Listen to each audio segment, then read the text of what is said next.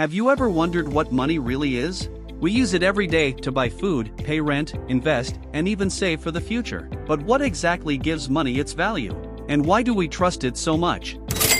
Before money, people used bartering, exchanging goods directly.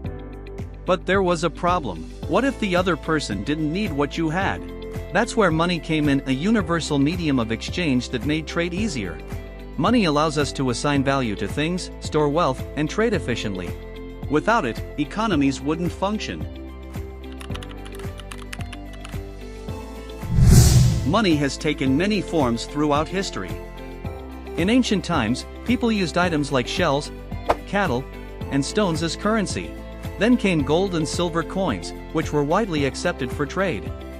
Eventually, governments introduced paper money. At first, backed by gold, and later replaced by fiat money, which is based on trust in the government. Today, most money is digital. You don't see it, but it exists in bank accounts, credit systems, and even cryptocurrencies like Bitcoin.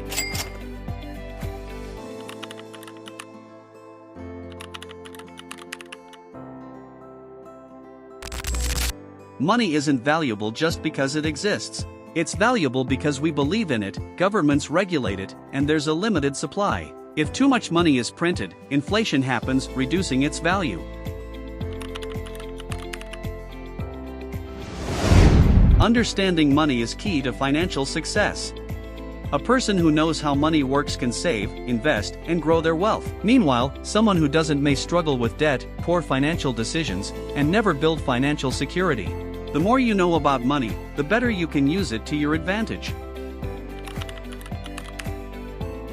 Money is more than just paper or numbers. It's a system of trust that shapes our world. But did you know your money isn't backed by gold anymore? In our next episode, we'll explore fiat currency and why it's only valuable because the government says so. Make sure to subscribe and hit the notification bell so you don't miss it.